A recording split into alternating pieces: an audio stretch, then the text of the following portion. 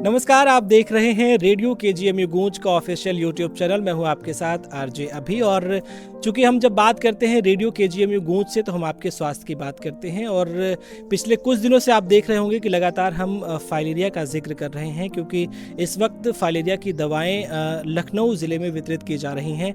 चूँकि ये एक ऐसी हम कह सकते हैं कि लाइलाज बीमारी है जिसका बचाव सिर्फ समय रहते दवाओं का सेवन ही है। लेकिन अगर कुछ लोग लापरवाही करते हैं या कुछ लोग ज़्यादा चालाक बनने की कोशिश करते हैं, लगता है कि नहीं हमें ये बीमारी नहीं है तो हम दवा क्यों खाएं, तो उसका नतीजा बहुत ही घातक हो सकता है। जो दिखाने के लिए ऐसे ही पेशेंट्स के पास हम पहुंच रहे हैं जो उस बीमारी से परेशान हैं। आज हम लखनऊ के नज़दीक सरोजनी नगर एक जगह है जहाँ पे हम नटकुर गांव है वहाँ पर मौजूद हैं। एक माता जी हमारे साथ हैं, उनसे ज़रा बातचीत करेंगे क्योंकि वो फाइलेरिया की घातक बीमारी से परेशान हैं।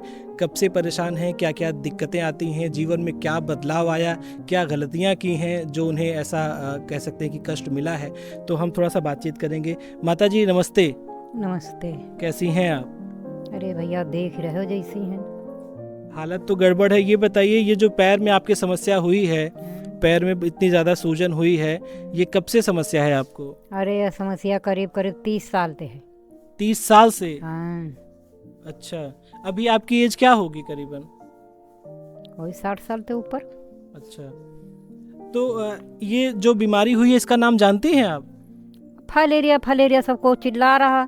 अच्छा, एक चीज़ ये बताइए कि ये जो पैर में आपकी सूजन आई है, कब ये 30 साल पहले आपने बताया, तो कैसे इसकी शुरुआत हुई थी? मतलब धीरे धीरे करके बढ़ा था या अचानक? बुखार हुआ आया है। हाँ। बुखार हुआ आया है। हफ्ता में बुखार हुआ, फिर कुछ 15 दिन में हुआ, फिर महीना में हुआ, फिर साल में हुआ, 2 साल में हुआ। यही इतना धीरे धीरे धीरे धीरे आवती रहा। और दर्द खून की कम से कम हफ्ता भर दर्द में होती है कसी का।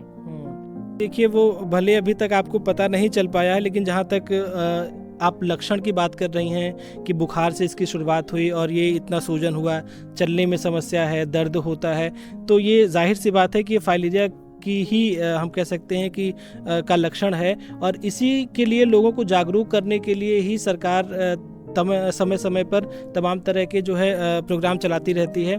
दवाएं आपको कैसे मिलती हैं? जो स्वास्थ्य कर्मी होते हैं वो घर पर आते हैं दवा देने के लिए? हाँ, घर में आवती हैं। ज्यादा दिक्कत हो तो अस्पताल जाती हैं। तो काम धाम में तो समस्या बहुत होती होगी, कैसे काम चल पाता है? कैसे काम चले जो सधत तुम करी दी हैं, बैठ जाए तो रोग दिक्कत हो जाती है।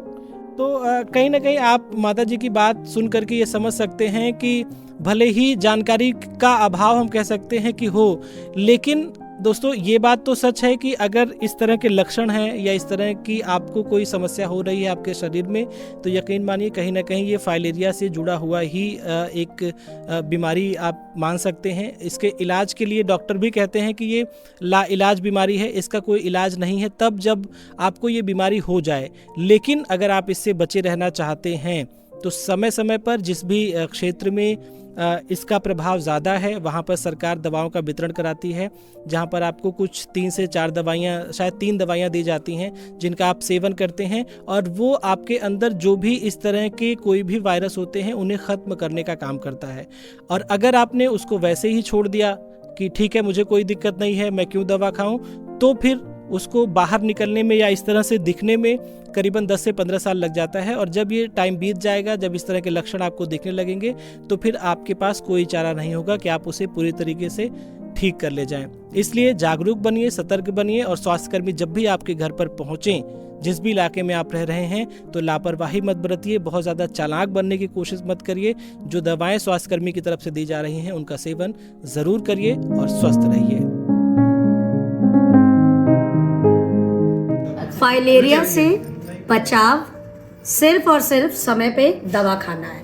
देखिए हमारी टीम भी इस पूरी हिदायत का पालन कर रही है और जो ये अभियान चलाया जा रहा है एक जिम्मेदार नागरिक के तौर पे भारत के, मैं अपना जो किरदार है अदा करने का वो मैं कर रही हूँ, यकीनन आप भी जरूर करेंगे।